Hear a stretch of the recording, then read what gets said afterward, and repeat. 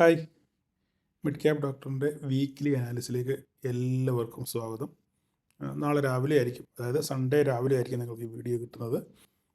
അപ്പം അത്യാവശ്യമായിട്ട് ഇൻട്രൊഡക്ഷനായിട്ട് കുറച്ച് കാര്യങ്ങളൊന്ന് പറഞ്ഞിട്ട് നമുക്ക് വീക്ക്ലി അനാലിസിലോട്ട് കിടക്കാം. ഈ ആഴ്ച മുതൽ നമ്മൾ മിഡ് ക്യാപ്പും വളരെ കാര്യമായിട്ട് നമ്മൾ ചിന്തിക്കുന്നതായിരിക്കും. കാരണം കഴിഞ്ഞ രണ്ടാഴ്ച നമ്മൾ കഴിഞ്ഞതിൻ്റെ പ്രധാന പ്രശ്നം എന്ന് വെച്ച് കഴിഞ്ഞാൽ നമുക്കതിനകത്ത് ലിക്വിഡിറ്റി കുറവാണ്.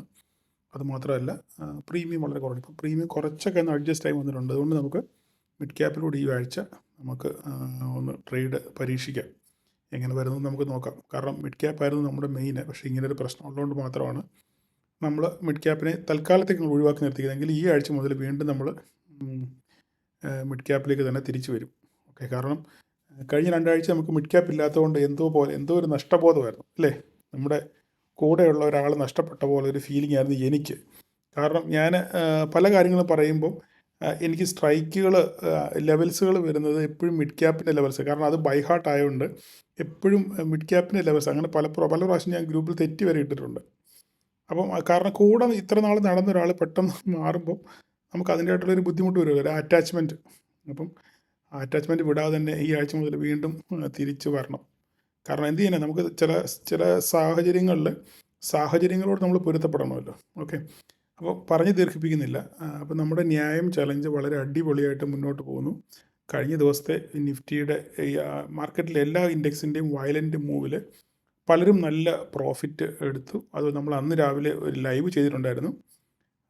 ആ ലൈവിൽ നമ്മൾ കൃത്യമായിട്ട് കാര്യങ്ങൾ പറഞ്ഞിട്ടുണ്ടായിരുന്നു. അതുപോലൊക്കെ തന്നെ നടന്നു. ആ ലൈവിൻ്റെ വീഡിയോ നമ്മുടെ ഗ്രൂപ്പിൽ കിടപ്പുണ്ട്.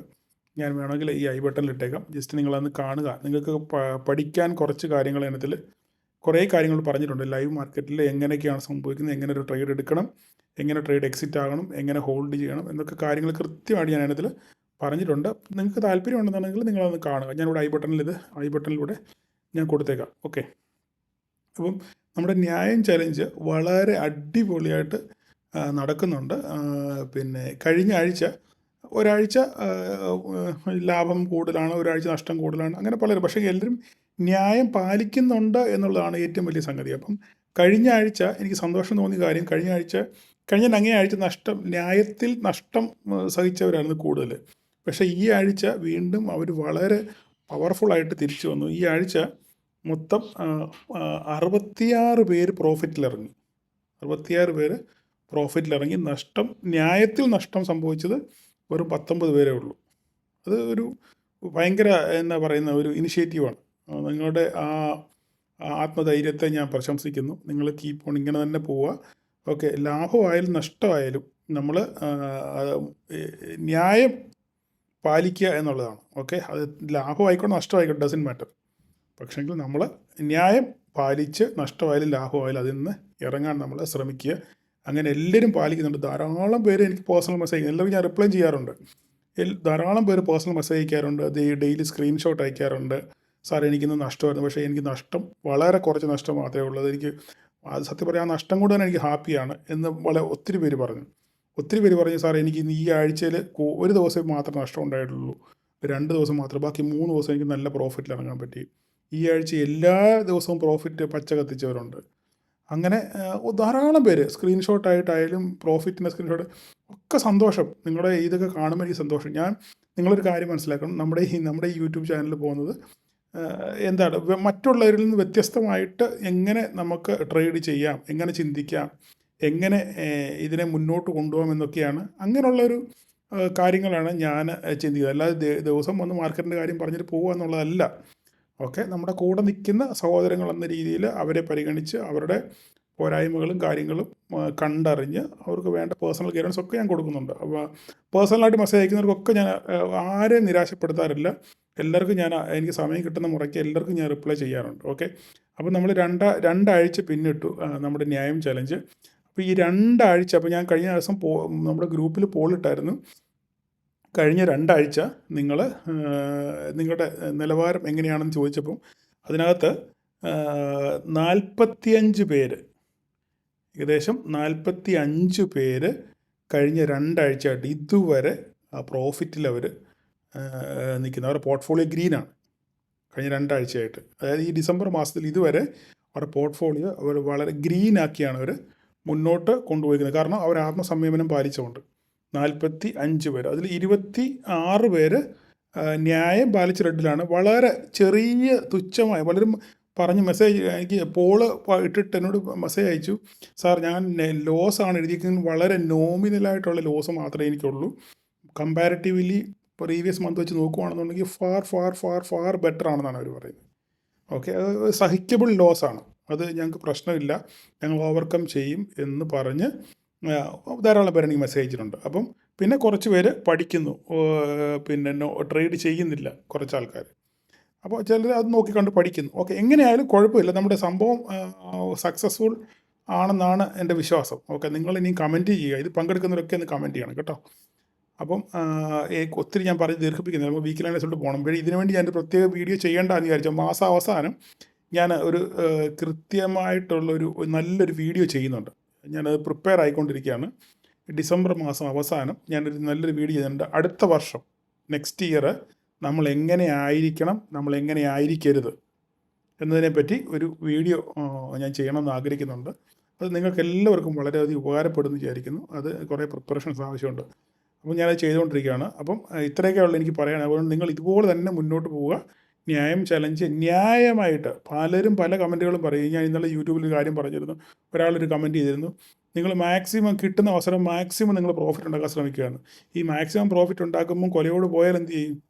അപ്പം നിങ്ങൾ അതിനകത്തിൽ അതൊന്നും നിങ്ങൾ മൈൻഡ് ചെയ്യേണ്ട. നിങ്ങളോട് ഞാൻ പറഞ്ഞത് വീണ്ടും ഞാൻ പറയുന്നു, 10 മുതൽ 15% വരെ നിങ്ങൾ ഇറക്കുന്ന പൈസയുടെ 10 മുതൽ 15% കിട്ടിക്കഴിഞ്ഞാൽ നിങ്ങൾ മാർക്കറ്റിൽ നിന്ന് വിട്ടു നിൽക്കുക. ഓക്കെ, 10% ലോസ് ആയാലും നിങ്ങൾ മാർക്കറ്റിൽ നിന്ന് വിട്ടു നിൽക്കുക. അങ്ങനെ കൃത്യമായ മാനദണ്ഡത്തോടെ നിങ്ങൾ മുന്നോട്ട് പോകുകയാണെന്നുണ്ടെങ്കിൽ നിങ്ങൾക്ക് ശരിക്കും വിജയിക്കാൻ പറ്റും. ഇത് ആദ്യമായിട്ട് അത് കാണുന്നുണ്ടെങ്കിൽ ഇതിൻ്റെ ഡിസ്ക്രിപ്ഷനകത്തിൽ വാട്സപ്പിൻ്റെ ലിങ്ക് ഉണ്ട്, നിങ്ങൾക്ക് അവിടെ ജോയിൻ ചെയ്യാവുന്നതാണ്. കൃത്യമായ ലെവലുകളും കാര്യങ്ങളൊക്കെ നിങ്ങൾക്ക് അവിടെ കിട്ടുന്നതാണ്. ഓക്കെ, അപ്പം ഞാൻ കൂടുതൽ പറഞ്ഞ് ദീർഘിപ്പിക്കുന്നില്ല. നമുക്കപ്പം ഇനിയിപ്പം പിന്നെ നമുക്ക് മാർക്കറ്റിലോട്ട് പോവാം. അത് മാത്രമല്ല, വേറെ കാര്യം പറയാനുണ്ട്. ഈ നമ്മുടെ ഈ യൂട്യൂബിൻ്റെ ചാനലിനകത്തിൽ പലരും പലരും പോകുന്നു. ആൾക്കാരിങ്ങനെ വരുന്നു പോകുന്നു ഇങ്ങനെ ഞാൻ പലരും ഇങ്ങനെ എക്സിറ്റ് ആയി പോകുന്നു കാണുന്നുണ്ട്. നമുക്കതൊന്നും ഒരു വിഷയമുള്ള കാര്യമല്ല. നമ്മൾ ഒരു കാര്യം മനസ്സിലാക്കണം. നമ്മൾ ഈ നാട്ടിൻപുറത്തെ ഈ പ്രത്യേകിച്ച് പടിഞ്ഞാറ് നാടുകളിലൊക്കെ എന്നെ കേൾക്കുന്നത് വേറെ തെറ്റിദ്ധരിക്കില്ല കേട്ടോ. ഈ ചൂണ്ടയിടാൻ പോകുന്ന ആൾക്കാരെ കണ്ടിട്ടുണ്ട്. ചൂണ്ടയിടാൻ പോകുന്ന ആൾക്കാർ അതിനകത്തിൽ ഈ ഞാൻ ഈ പറയുന്ന ഭാഷ നിങ്ങൾക്ക് മനസ്സിലാകുമെന്ന് എനിക്കറിയത്തില്ല. അപ്പോൾ ഈ ഒരു ആറിൻ്റെ തീരമാണെന്നുണ്ടെങ്കിൽ ആറിൻ്റെ തീരത്തുകൂടി ഇങ്ങനെ നടന്ന് അല്ലെങ്കിൽ ഒരു കണ്ടത്തിൻ്റെ സൈഡിൽ കൂടെ ആണെന്നുണ്ടെങ്കിൽ സൈഡിൽ ഇങ്ങനെ ചൂണ്ടയിട്ട് പോകുന്ന ആൾക്കാരുണ്ട്. ചില ആൾക്കാർ ഒരിടത്ത് നിന്ന് തന്നെ ചൂണ്ടയിട്ടുകൊണ്ടിരിക്കും. അപ്പം ആദ്യം ഈ ചൂണ്ടയിടുമ്പോൾ അവർക്ക് വലിയ കൊത്തൊന്നും കാണത്തില്ല. പക്ഷേ കുറേ നേരം അവിടെ തന്നെ ഇങ്ങനെ നിന്ന് ആയി കഴിയുമ്പം ഒരു പ്രാവശ്യം 1-2 പ്രാവശ്യം ഒരു മീൻ വന്ന് കൊത്തി കഴിഞ്ഞാൽ പിന്നെ എപ്പോഴും അവിടെ മീനിൻ്റെ ഒരു സമ്മേളനം കാണും എന്നാണ് ഈ ചൂണ്ടയിടുന്നവർ വിശ്വസിക്കുന്നത്. എനിക്കറിയത്തില്ല, തെറ്റാണെങ്കിൽ നിങ്ങൾ പറയണേ. അപ്പം അങ്ങനെയാകുമ്പം ഈ എന്ത് ചെയ്യും, അവിടെ അദ്ദേഹം നിരാശപ്പെടാതെ അവിടെ തന്നെ നിന്ന് ചൂണ്ടയിട്ടുകൊണ്ടിരിക്കും. ഞാൻ പറഞ്ഞ് മനസ്സിലായോ? അവിടെ തന്നെ ചൂണ്ടയിട്ടുകൊണ്ടിരിക്കും.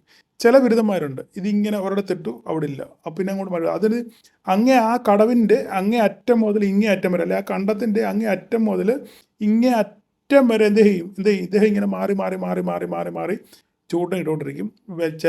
വല്ലപ്പോഴും കാണും വല്ലയിടത്തു നിന്നാണ് ഒരു പള്ളത്തി കിട്ടിയാലായി, അല്ലെങ്കിൽ ഒരു പരലിനെ കിട്ടിയാലായി. പക്ഷേ ഈ ഒരിടത്ത് തന്നെ നിന്ന് ചൂണ്ടയിടുന്ന ആൾക്കാരുണ്ടല്ലോ, പക്ഷേ അവർ കുറേ നേരം ചിലപ്പം വെയിറ്റ് ചെയ്യേണ്ടി വരുമായിരിക്കും. പക്ഷേ ചിലപ്പം അവർക്ക് വലിയ വരാലിനെയോ വലിയ ചെറുമീനെയോ ഒക്കെ കിട്ടാനുള്ള സാധ്യത വളരെ കൂടുതലാണ്. ഞാനീ പറയുന്നത് പ്രാക്ടിക്കലായിട്ടുള്ള കാര്യം ഞാനീ പറയുന്നത്. എന്ന് പറഞ്ഞ പോലെയാണ് ഈ ആൾക്കാർ കയറി ഇറങ്ങി പോകുന്ന ആൾക്കാരാണ്. നമ്മൾ അവരെയൊന്നും മൈൻഡ് ചെയ്യേണ്ട കാര്യമില്ല.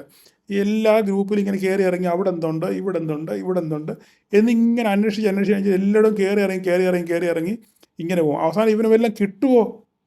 കിട്ടത്തില്ല. വല്ലപ്പോഴും എങ്ങാണ് ഒരു വള്ളത്തിയെ കിട്ടിയാലായി, ഒരു 500 രൂപ കിട്ടിയാലായി. അത് ചിലപ്പോൾ അടുത്ത ഗ്രൂപ്പിൽ വരുമ്പോൾ പോകുന്ന പോക്കിൽ എന്ത് ചെയ്യും, വള്ളത്തി ചിലപ്പം ഇതിനകത്തും ചാടി പോകാനും മതി.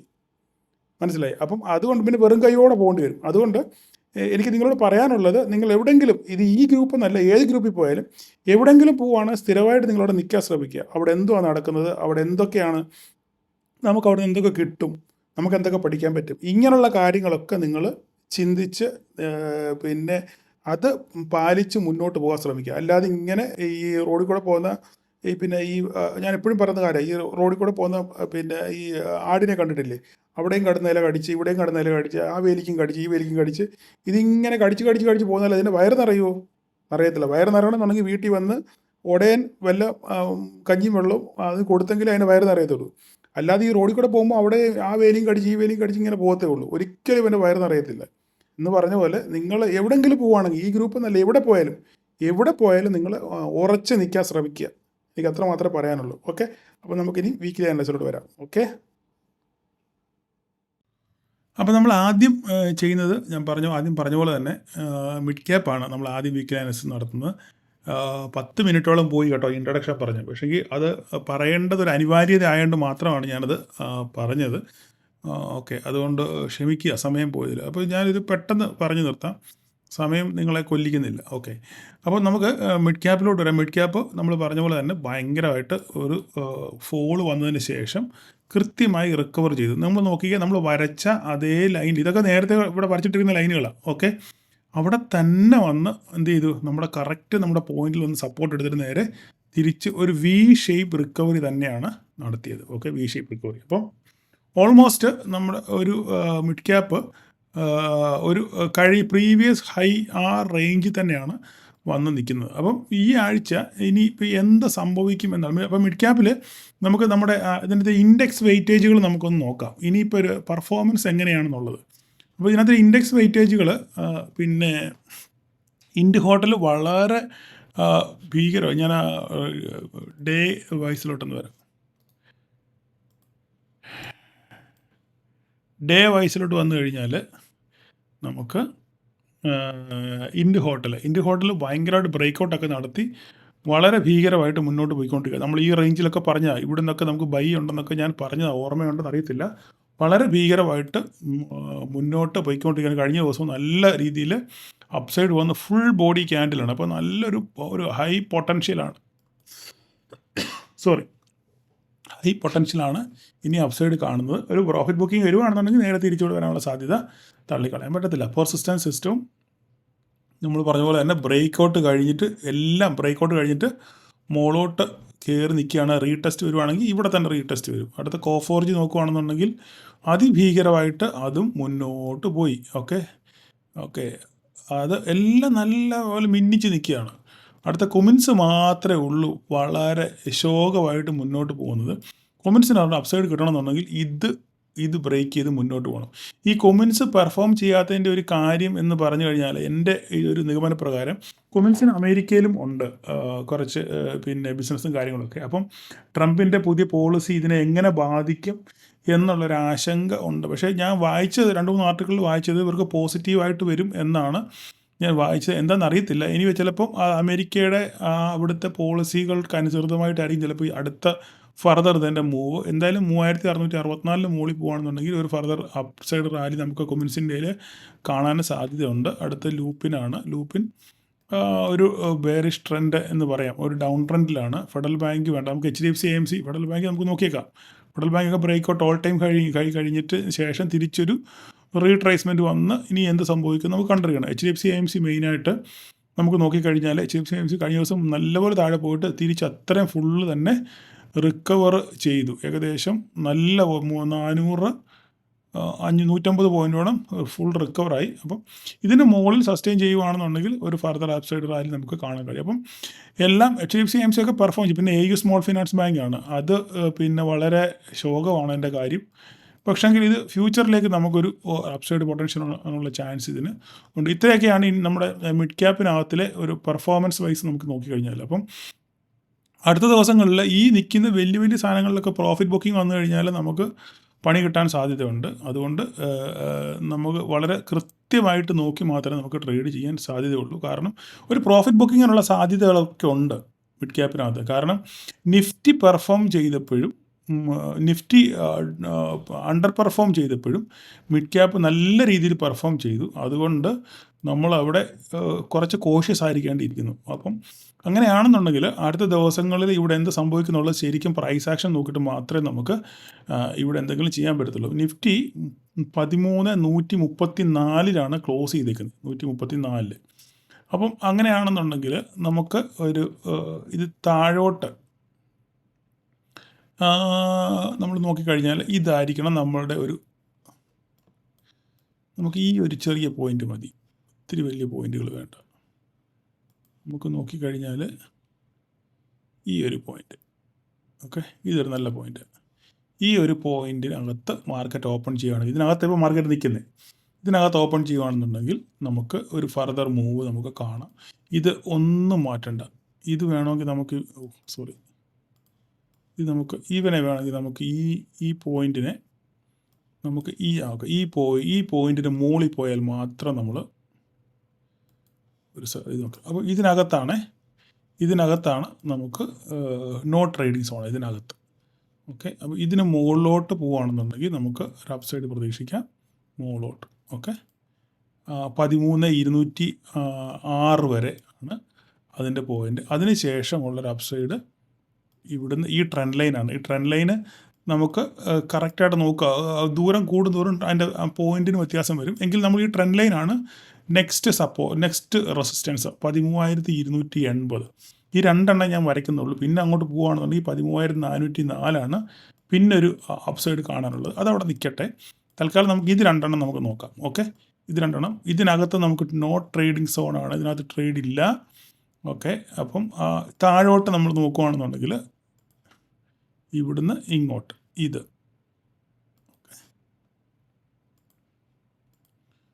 പിന്നെ അടുത്തത് രണ്ടാമത്തേത് താഴോട്ട് വരുവാണെന്നുണ്ടെങ്കിൽ ഇത്. വരും ദിവസങ്ങളിൽ ഞാനൊരു പ്രോഫിറ്റ് ബുക്കിംഗ് പ്രതീക്ഷിക്കുന്നുണ്ട് ഇതിനകത്ത്. കാരണം ഇത്രയും അപ്സൈഡ് റാലി പോയതുകൊണ്ട് ഒരു പ്രോഫിറ്റ് ബുക്കിങ്ങിനുള്ള സാധ്യത നമുക്ക് തള്ളിക്കളയാൻ പറ്റത്തില്ല. ഓക്കെ, അപ്പം ഈ 3 ഒരെണ്ണം വരയ്ക്കണോ? ഒരെണ്ണം കൂടെ വരച്ചേക്കാം അല്ലേ? ഇത്രയൊന്നും വരാൻ സാധ്യതയുണ്ടോ? പറയാൻ പറ്റത്തില്ല. മാർക്കറ്റ് കഴിഞ്ഞ ദിവസങ്ങൾ കണ്ടില്ലേ, നമുക്കൊന്നും പ്രതീക്ഷിക്കും. അപ്പോൾ ഇതിനകത്ത് നമുക്ക് നോ ട്രേഡിംഗ് സോണാണ്. ഇത് ഇവിടുന്ന് ഇങ്ങോട്ട് ബ്രേക്ക് ചെയ്യണം, അല്ലെങ്കിൽ ഇങ്ങോട്ട് ബ്രേക്ക് ചെയ്യണം, അല്ലെങ്കിൽ ഇവിടെ സപ്പോർട്ട് തിരിച്ചു വരണം, അല്ലെങ്കിൽ സപ്പോർട്ട് എടുത്ത് തിരിച്ചു വരണം. ഇത്രയൊക്കെയാണ് ഇതിനകത്തിലെ സംഭവ വികാസങ്ങൾ. വേണമെങ്കിൽ ഞാൻ ഇത് ഇനിയിപ്പം ഓക്കെ, അത് അവിടെ നിന്നോട്ടെ, അതായത് ചുമ്മാ അവിടെ കിടന്നോട്ടെ. ഇത് ഞാൻ ഇതിൻ്റെ കളറൊന്ന് മാറ്റിയേക്കാം. അല്ലെങ്കിൽ നാളെ ചേട്ടാ എന്താണ് അവിടെ ഗ്രീൻ വരച്ചേക്കുന്നത് നാളെ ചോദ്യം വരും.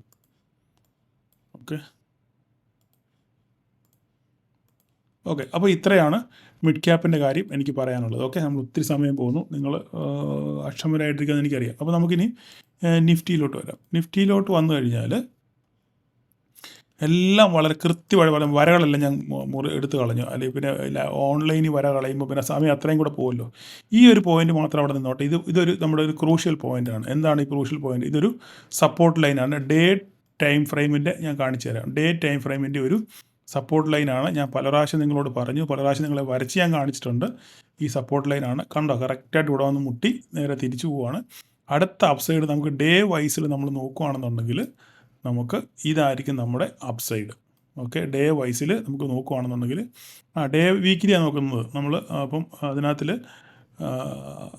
ഡേ വൈസിൽ നമുക്ക് പോകണമെന്നുണ്ടെങ്കിൽ അടുത്ത ഒരു ടാർഗറ്റ് എന്ന് പറഞ്ഞു കഴിഞ്ഞാൽ 25,200 250 റേഞ്ച് ആയിരിക്കും ഫസ്റ്റ് റെസിസ്റ്റൻസ്. ഓക്കെ, ഇത് പോവുകയാണെങ്കിൽ 25,250 250 റേഞ്ച് ആയിരിക്കും ഈ ട്രെൻഡ് ലൈൻ. അതായത് ഇങ്ങനെ ദൂരം കൂടുന്തോറും ഇതിൻ്റെ ഇത് പ്രീമിയത്തിൻ്റെ ആ സ്ട്രൈക്കിൻ്റെ പ്രൈസ് കൂടിക്കൊണ്ടിരിക്കും. ഓക്കെ, അപ്പോൾ നമുക്ക് എക്സാക്റ്റ് പറയാൻ പറ്റത്തില്ല. അപ്പോൾ നമുക്കൊരു റേഞ്ചേ പറയാൻ പറ്റത്തുള്ളൂ.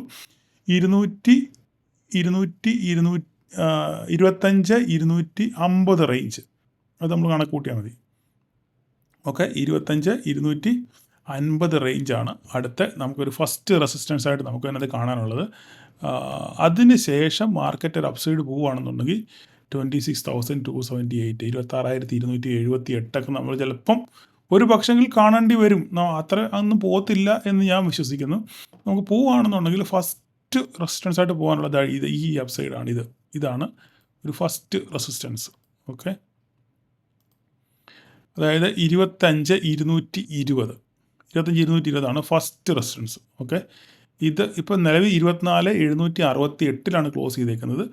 അപ്സൈഡ് പോവുകയാണെങ്കിൽ 25,220. സൈക്കോളജിക്കൽ സപ്പോർട്ട് 25,000, സൈക്കോളജിക്കൽ റെസിസ്റ്റൻസ് 25,000 അത് 25,000 ക്രൂഷ്യലാണ്. പിന്നെ അത് ബ്രേക്ക് ചെയ്യുവാണെന്ന് 25,220 ബ്രേക്ക് ചെയ്യുകയാണെന്നുണ്ടെങ്കിൽ 26,000 വരെയൊക്കെ പോകാനുള്ള സാധ്യത ഉണ്ട്. നമുക്കൊന്നും പറയാൻ പറ്റത്തില്ല. എന്തെങ്കിലും നമ്മൾ ഡെയിലി അനാലിസിസ് ചെയ്യുന്നുണ്ടല്ലോ, അപ്പം ആ റേഞ്ചിൽ നമുക്ക് എന്നാൽ 25,220 ആ റേഞ്ചിലാണ് മാർക്കറ്റ് വരാനുള്ള ഒരു സാധ്യത. അവിടുന്ന് ബ്രേക്ക് ചെയ്യുകയാണെന്നുണ്ടെങ്കിൽ പിന്നെ നമുക്ക് ഫർദർ പിന്നെ നമുക്ക് അടുത്ത ലെവൽ നമുക്ക് നോക്കാം. ഓക്കെ, അടുത്ത ലെവൽ നമുക്ക് നോക്കാൻ ഒരു മിനിറ്റ് ഞാൻ നോക്കിക്കോട്ടെ.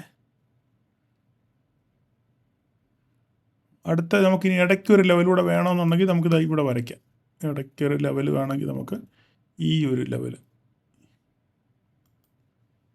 ലെവലൂടെ നമുക്ക് വരയ്ക്കാം. 25,793 25,800 ആക്കാൻ പറ്റും. അത് തന്നെ കറക്റ്റ്. നമ്മൾ തന്നെ വെറുതെ ആവശ്യമുള്ള പണിക്ക് പോകുന്നത്.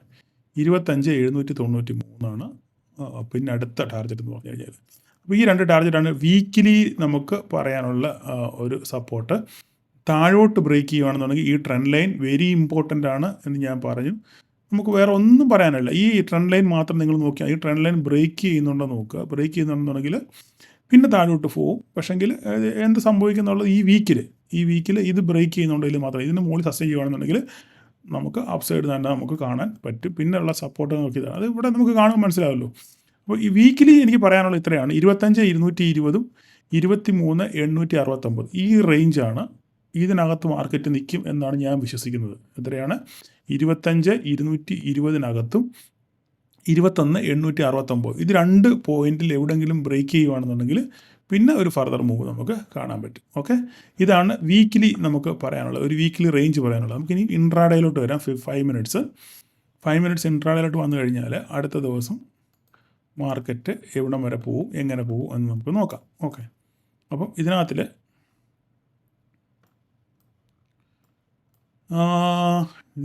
നാളെ ഒരു റേഞ്ച് പറഞ്ഞു കഴിഞ്ഞാൽ നമുക്ക് ഇത് 24,709 ആയിരിക്കും നമ്മുടെ താഴോട്ട് ബ്രേക്ക് ചെയ്യാനുള്ള 710 ഒക്കെ നമുക്ക്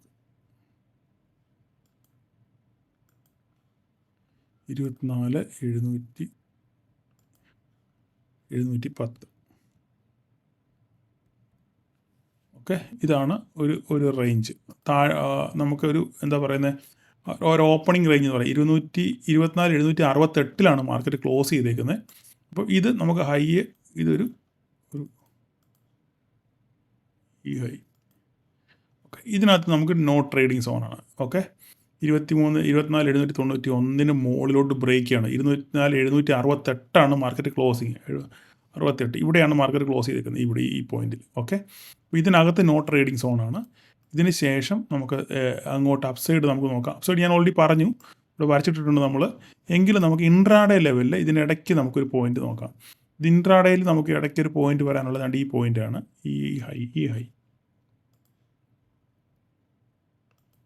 ഈ ഹൈ ആണ് ഇൻട്രാഡേയിൽ നമുക്ക് ഒരു അപ്സൈഡ് പറയാനുള്ളത്.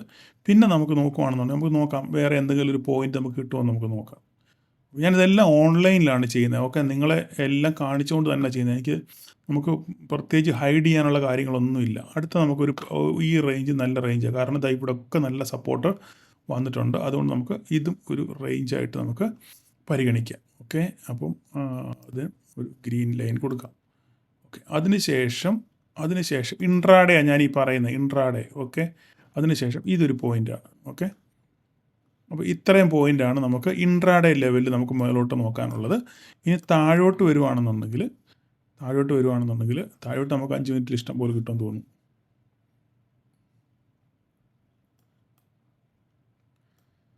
താഴോട്ട് നമുക്ക്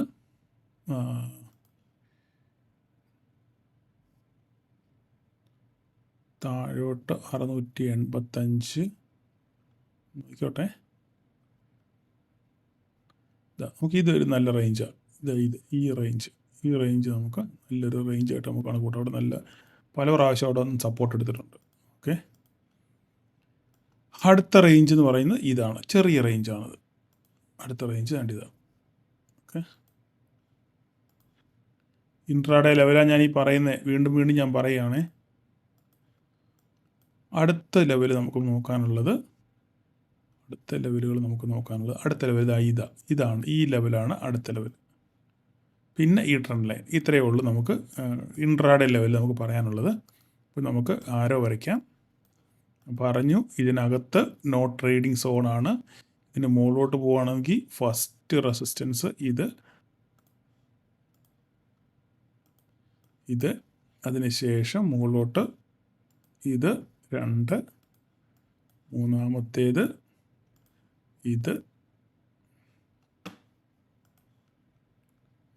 ഇവിടെ നിന്ന് ഇവിടം വരെ, നാലാമത്തേത് ഈ ട്രെൻഡ് ലൈന് അല്ലെങ്കിൽ ഈ ട്രെൻഡ് ലൈൻ, അത്ര നമ്മൾ കണക്ക് കൂട്ടിയാൽ മതി.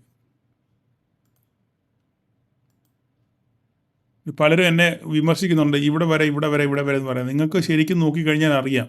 നിങ്ങൾ പിന്നെ എല്ലാം ഈ ബൈപ്പാസ് ചെയ്യാൻ നോക്കിയിരിക്കല്ലേ. നിങ്ങളെ ഒരാൾ എനിക്ക് കമൻറ്റ് ചെയ്തു, ചേട്ടൻ എന്താ അവിടെ ഇവിടെ എന്ന് പറയാതെ നിങ്ങൾ കറക്റ്റായിട്ട് പോയിന്റ് പറയാൻ. ഞാൻ അതുകൂടെ പറഞ്ഞ് നിങ്ങളുടെ സ്പൂണിൽ കോരി വായിലോട്ട് തരേണ്ട കാര്യമുണ്ടോ? കൃത്യമായിട്ട് ഞാൻ ഈ വീഡിയോ ചെയ്യുന്ന HD ക്വാളിറ്റിയിലാണ് ചെയ്യുന്നത്. നിങ്ങൾ മൊബൈലിലാണ് കാണുന്നതെങ്കിൽ നിങ്ങൾ ഹൊറിസോണ്ടൽ ലെവലിൽ നിങ്ങൾ മൊബൈൽ വെച്ചിട്ട് സ്ക്രീൻ വെച്ചിട്ട് നിങ്ങൾക്ക് കൃത്യമായിട്ട് നിങ്ങൾക്ക് ഈ പോയിന്റുകളെല്ലാം കാണും. കൃത്യമായിട്ട് കാണും, ഒരു സംശയവും ഇല്ല. അങ്ങനെ കാണുന്നില്ലെന്നുണ്ടെങ്കിൽ നിങ്ങൾ കമൻറ്റ് ചെയ്യും, കാണുന്നവരും കമൻറ്റ് ചെയ്യും. ഓക്കെ, അപ്പോൾ ഇനി താഴോട്ട് ഞാൻ കൂടുതൽ പറഞ്ഞില്ല. കൂടുതൽ പറഞ്ഞ് ചിലപ്പോൾ ഞാൻ വയലൻ്റ് ആയി പോയാലോ, നിങ്ങൾക്കത് വിഷമമാവും. അങ്ങനൊരു കുഴപ്പം എനിക്കുണ്ട്. ഓക്കെ, ഒന്നാമത്തെ പോയിൻ്റ് ഇത്, രണ്ടാമത്തെ പോയിൻ്റ് ഇത്, മൂന്നാമത്തെ പോയിൻ്റ് ഇത്, നാലാമത്തെ പോയിൻ്റ് നമ്മുടെ പഴയ സംഭവം ആ ട്രെൻഡ് ലൈൻ. ഇത്രയുമാണ്. ഓക്കെ, ഇത്രയുമാണ് 4 താഴോട്ടുള്ളത്. അപ്പം കാര്യങ്ങൾ വളരെ ക്ലിയർ ആയല്ലോ. ഇതിനകത്ത് നോ ട്രേഡിംഗ് സോണാണ്. എങ്ങോട്ട് ബ്രേക്ക് ചെയ്യാൻ നോക്കിയിട്ട് മാത്രം ട്രേഡ് ചെയ്യുക. എല്ലാം ക്ലിയറായി എന്ന് വിശ്വസിക്കുന്നു. അപ്പം ഇത് എല്ലാവർക്കും പഠിക്കാൻ ശ്രമിക്കുക. എനിക്ക് അത്ര മാത്രമേ പറയാനുള്ളൂ. പഠിക്കുക. ഇതിൻ്റെ താഴെ വാട്സപ്പിൻ്റെ ലിങ്ക് കൊടുത്തിട്ടുണ്ട്. നിങ്ങളത് അവിടെ ആദ്യമായിട്ട് കാണുന്നവരാണെന്നുണ്ടെങ്കിൽ അവിടെ കയറി സബ്സ്ക്രൈബ് ചെയ്യുകയാണെന്നുണ്ടെങ്കിൽ, അവിടെ ജോയിൻ ചെയ്യുകയാണെന്നുണ്ടെങ്കിൽ നിങ്ങൾക്ക് ഓൺലൈനായിട്ട് നിങ്ങൾക്ക് ലെവലുകൾ മാർക്കറ്റ് ടൈമിൽ കിട്ടും. ഓക്കെ, അപ്പം കാണുന്നവർ ലൈക്ക് ചെയ്യാത്തവരെല്ലാം ഇന്ന് ലൈക്ക് ചെയ്തേക്കണേ കേട്ടോ. Okay, thank you all.